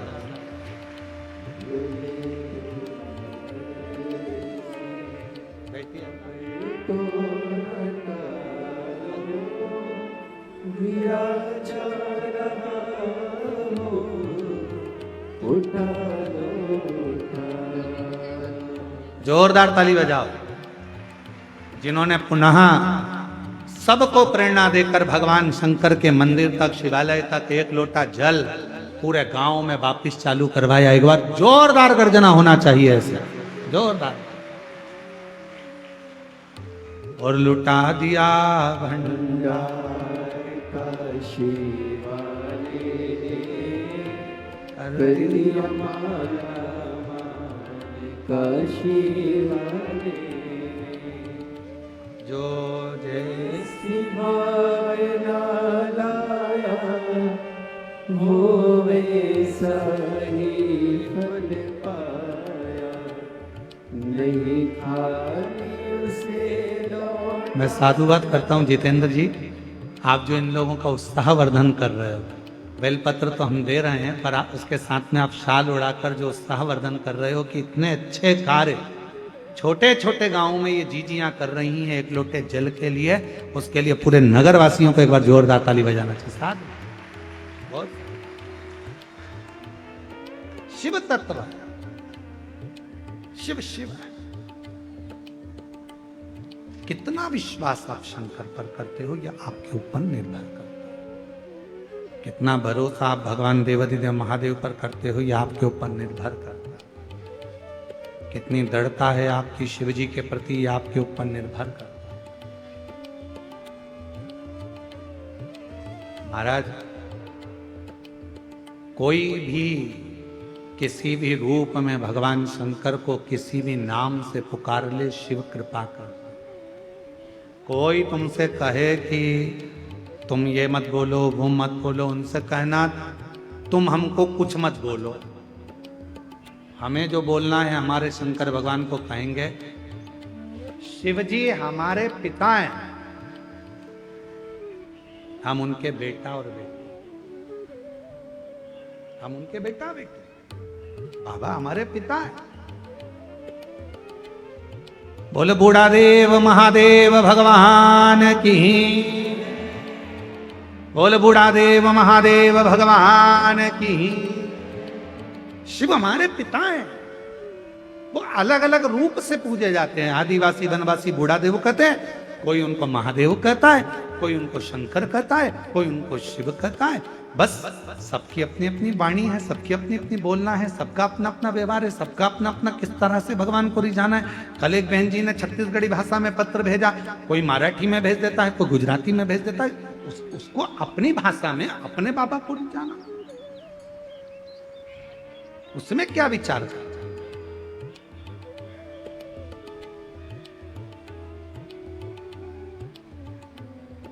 शिव नाम कैसे भी जप, भगवान शंकर का कैसे भी भजन करो।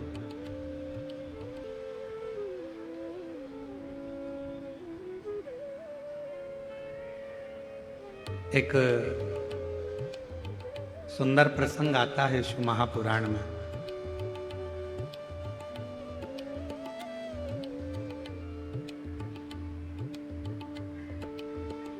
कि भगवान शिव के तेज पुंज से, मां गंगा जी के जल से 6 पुत्रों का जन्म। उन 6 पुत्रों को कृतिकाओं ने पाल पोस कर बड़ा करा तो उनका नाम कार्तिकेय।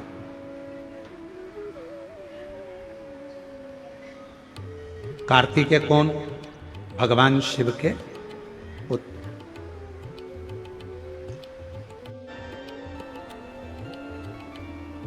महाराज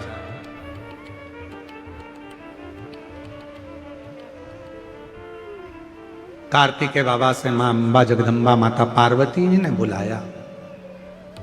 जगत जननी पार्वती जी ने कहा, षडानंद तुम्हारे जन्म का एक कारण है,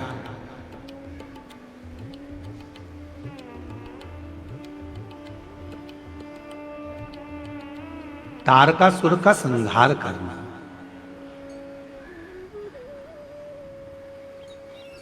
तुम्हारे जन्म का केवल एक कारण है, तुम्हें तारकासुर का संहार करना। वो तारकासुर जिसने सारे देवताओं को परेशान कर कर रखा। कई लोग ऐसा सोचते हैं कि दूसरे को कष्ट देकर अपन सुखी हो जाएंगे। शिव महापुराण की कथा कहती है कि दूसरे को कष्ट देकर जिंदगी में आप कभी सुख पा ही नहीं सकते, कभी नहीं पा सकते।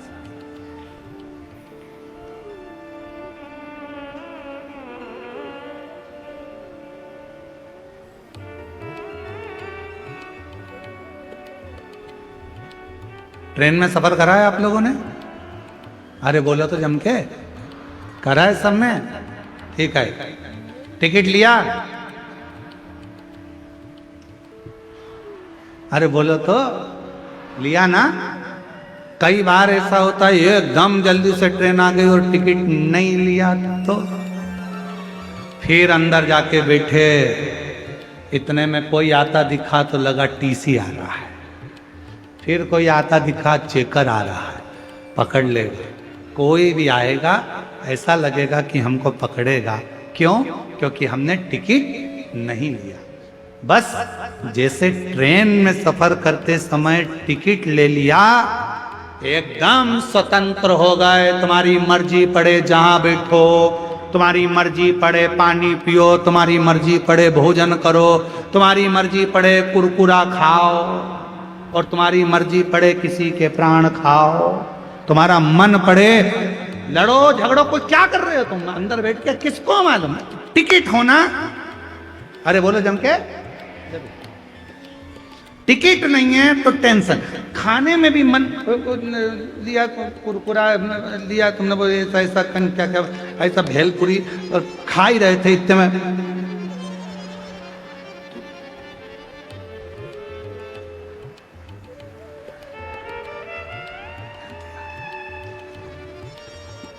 टिकट वाला है, टिकट वाला है, नहीं है। फिर खा, फिर थोड़ी देर बाद टिकट था तो आराम से खा लो, टिकट था आराम से बैठो, टिकट था आराम से पानी पियो, टिकट था खूब प्रेम से आनंद से खूब गप्पे मारो, खूब बात करो। पर टिकट नहीं है तो तुम स्वतंत्रता से रह नहीं सकते। उसी तरह टिकट है तो स्वतंत्र जिंदगी जी सकते हो। उसी तरह संसार रूपी ट्रेन में अगर बैठे हो और शंकर जी की शिव महापुराण की कथा का टिकट है तो कैसे भी जिंदगी जियो, मस्त, कोई टेंशन नहीं, कोई चिंता नहीं।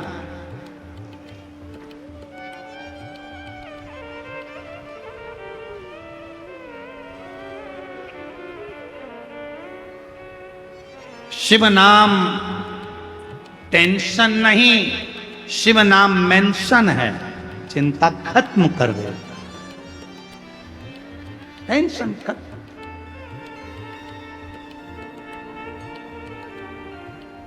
शिव आप जितना उसका उच्चारण करोगे वो जीवन में सुख देता जाएगा। षडानंद सामने जो खड़ा है वो तारकासुर है और इस तारकासुर का संहार तुझे करना है। माँ ये करता क्या है? इसने देवताओं को कष्ट दे रखा, देवताओं को परेशान।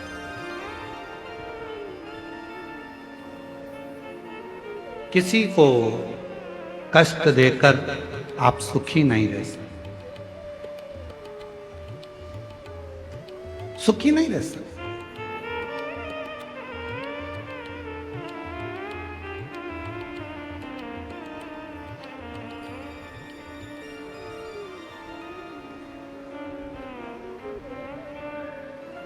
महाराज तारकासुर के उपद्रव को देखा, षडानंद कार्तिकेय जी ने कहा, मां क्या मेरे जन्म का कारण यही है कि मुझे इस तारकासुर का संहार करना है? हाँ, तुम्हारे जन्म का कारण यही है कि तुम्हें इस तारकासुर का संहार करना। तारकासुर का संहार। जिंदगी में बन सके तो कुछ अच्छा करने का जब हम प्रयास करते हैं तो वो हमारे जीवन में खुद आनंदता प्रदान करने का शिव प्रयास करते हैं। देखो, किसी को प्रसन्नता दोगे तो प्रसन्नता मिलेगी, किसी को स्माइल दोगे तो स्माइल मिले। अब मान लो तुम्हारे भाग्य में लिखा है थोड़ा सा दुख, तो तुम दूसरे को दुख देकर उस दुख को कैसे प्रकट करो? एक कमरे में तुम सो रहे हो और उस कमरे में बहुत सारे मच्छर हैं, समझना जरा सा, बहुत सारे मच्छर हैं और तुमको यहां पांव में काट गए, गाल पे काट गए और तुम गुस्से में आ गए, भयंकर गुस्से।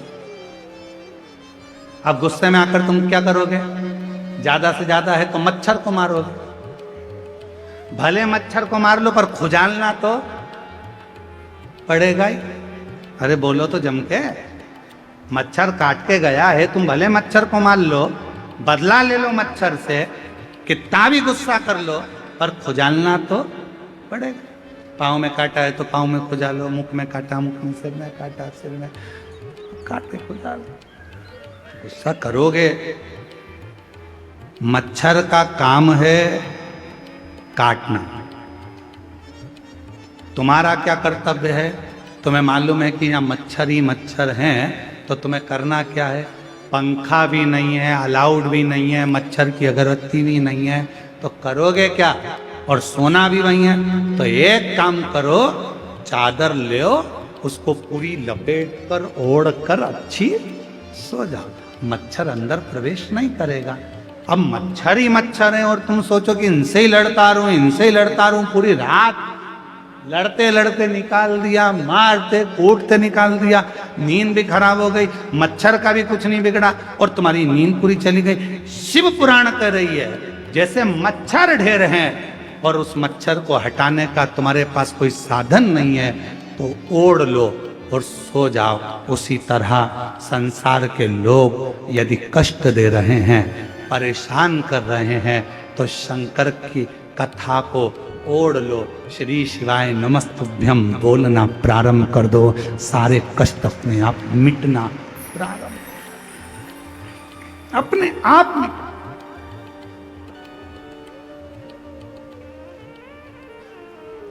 और मेरे भोले तेरा सहारा है, मेरे भोले तेरा सहारा है, मेरी नैया का तू किनारा है, मेरी नैया का तू किनारा। आप ओढ़ लो उसको और सो लो। क्या करोगे? कब तक लड़ोगे? भगवान षडानंद कार्तिकेय जी ने कहा, माँ आप कहती हो कि ये तारकासुर परेशान कर रहा है, आप कहती हो कि देवताओं को कष्ट दे रहा है, आप कहती हो कि देवता परेशान है, क्या देवताओं ने इसके साथ युद्ध नहीं लड़ा? देवताओं ने युद्ध लड़ा, देवताओं ने भी झगड़ा किया, पर ये मरता नहीं है। क्यों? क्योंकि इसने वर मांगा है ब्रह्मा जी से, अगर मरूं तो शंकर भगवान के पुत्र के द्वारा मरूं। तो इसने ऐसा वर क्यों मांग लिया कि पुत्र के द्वारा मरूं? अरे माँ जगत जननी जगदम्बा अम्बा भवानी ने कहा रे था, ए कार्तिकेय ये शिव जी से बहुत प्रेम करता, शंकर जी से बड़ा स्नेह बहुत, और शिव जी से प्रेम करता है। इसलिए शंकर भगवान तपस्या में लीन हो गए थे माता सती के जाने के बाद। तो इसने भी ठान लिया था कि अपने प्रभु का तो विवाह कराकर मानूंगा, और उनका जो बेटा होगा वो मेरे प्राणों को हरेगा। तो वर मांगा, अगर विवाह नहीं होगा तो बेटा कहां से होगा, इसलिए विवाह मांगा कि पुत्र दे दो मुझे। षडानंद कार्तिकेय मां पार्वती जी ने कहा, तारकासुर ने वर मांगा है भगवान ब्रह्मदेव से, शिव जी के पुत्र के द्वारा मेरे प्राण छूट। ठीक है,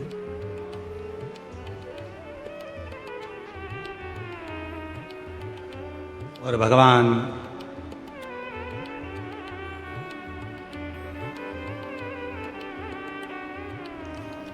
देवाधिदेव महादेव के पुत्र षडानंद कार्तिकेय जी जैसे ही अपनी माता के मुख से सुना कि इसका संहार मुझे करना है, और षडानंद कार्तिकेय जाने लगे, तो मां पार्वती जी ने हाथ पकड़कर रोक लिया। पार्वती जी ने रुको,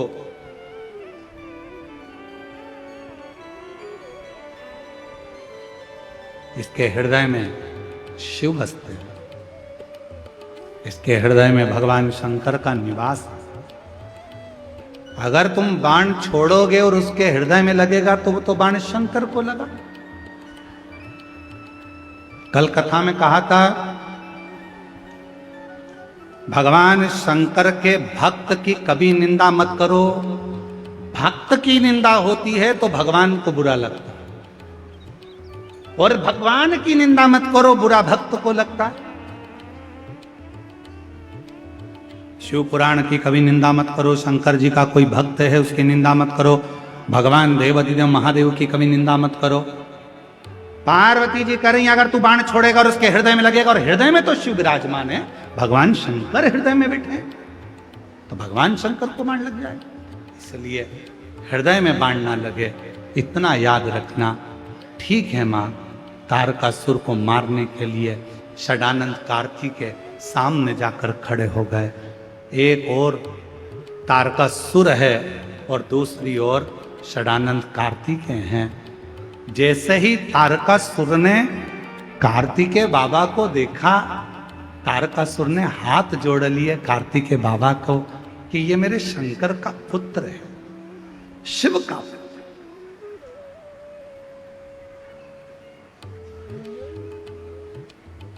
और शंभु शरणे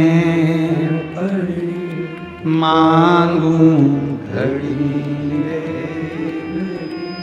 दुख दया करीन दर्शन। ओ शंभु शरणे मांगू घड़ी रे दुख का दया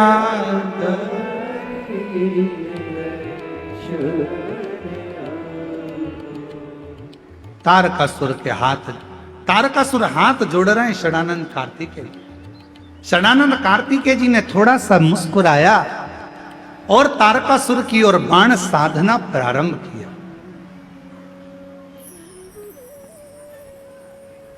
जैसे ही बाणों को साधा, तारकासुर को मालूम था कि अब मेरा अंत समय आ गया, क्योंकि वर ही मैंने मांगा, वर मैंने मांगा है कि प्राण छूटे तो भगवान शंकर के पुत्र द्वारा छूटे, तुम वर मैंने मांगा है तो वो तो होना है। और सामने मेरे भगवान है। प्रत्येक मनुष्य को यह मालूम है कि प्राण जाएंगे, आज नहीं तो कल मरना पड़ेगा। बादाम खाओगे तो भी मरोगे, गुलाब जामुन खाओगे तो भी मरोगे, रसगुल्ला खाओगे तो भी मरोगे, टीवी देखोगे तो भी मरोगे, फिल्म देखोगे तो भी मरोगे, ब्यूटी पार्लर जाओगे तो भी मरोगे। फल खाओगे तो भी मरोगे, रोटी खाओ तो भी मरोगे, अच्छे कपड़े पहनोगे तो भी मरोगे, नहीं पहनोगे तो भी मरोगे, गाड़ी में घूमोगे तो भी मरोगे, फ्लाइट में घूमोगे तो भी मरोगे। मरना सबको है, कोई अमर बूटी खाकर पैदा नहीं हुआ। बस इतना सा निवेदन है, जब मरना ही लिखा है किस्मत में कि आज नहीं तो कल मरना ही है, तो खुश होकर जिंदगी क्यों ना जी लें, स्माइल देकर जीवन क्यों ना जी लें, शिव नाम लेकर जीवन क्यों ना जी लें, अच्छे रहकर जीवन क्यों ना जी लें, और रोकर जिंदगी क्यों जिए। जरा सा किसी ने कह दिया फिर रोने बैठ गए, फिर किसी ने कह दिया फिर रोने बैठ गए, किसी ने कुछ कह दिया फिर रोने बैठ गए। ऐसे रोकर जिंदगी मत जियो, जब मरना ही है तो मुस्कुरा कर जियो, स्माइल दे, प्रसन्न होकर भगवान का नाम उच्चारण कर कर। तारकासुर मरने को तैयार, भगवान ने बाण छोड़े, तारकासुर को लगे और तारकासुर के प्राण छूट गए। देवताओं ने पुष्पों की वृष्टि कर दी, गंधर्व गान कर दिए, हार हार महा। तारकासुर के प्राण छूट गए, देवता आनंद पा गए। जिस तारकासुर को मारने के लिए बहुत बहुत देवताओं ने प्रयास किया था, वो तारकासुर आज प्राणों को छोड़ रहा। तभी विदल और उत्पल नाम के दो असुर हुए, उनका संहार करने के लिए माता पार्वती जी ने कुंदुक को उठाया और कुंदुक का प्रहार किया। महाद्य शक्ति माता पार्वती जी ने जैसे ही विदल और उत्पल पर कुंदुक का प्रहार किया, वो कुंदुक भगवान शिव के चरणों में जाकर गिरा। शिव जी का नाम कुंदकेश्वर महादेव। भगवान कुंदकेश्वर आ रहे हैं, जोरदार ताली बजाकर भगवान श्री कुंदकेश्वर जी का स्वागत करें। भगवान शिव का ये कुंदकेश्वर नाम एक ऐसा नाम है, जब शरीर में कोई दवाई असर नहीं करती है तो कुंदकेश्वर महादेव का नाम लिया जाता है, स्मरण किया जाता है। ये कथा, आज कथा का पंचम दिवस यहाँ विराम ले रहा है। कल की कथा वही 2 बजे से 5 बजे तक, और परसों जिस दिन कथा का विराम होगा, कल कथा का छठा दिन है, हम उसको शिवरात्रि कहते हैं बाबा की। तो 2 दिन की कथा और रही है। बड़े प्रेम से कथा का रसतत्व ग्रहण कर अपने जीवन को धन्य बनाएं। वीडियो पसंद आए तो लाइक और सब्सक्राइब करना ना भूलें। ज़्यादा से ज़्यादा लोगों तक शेयर करें ताकि सभी लोग इसका लाभ उठा सकें। मिलते हैं अगले वीडियो में, तब तक के लिए श्री शिवाय नमस्तुभ्यं।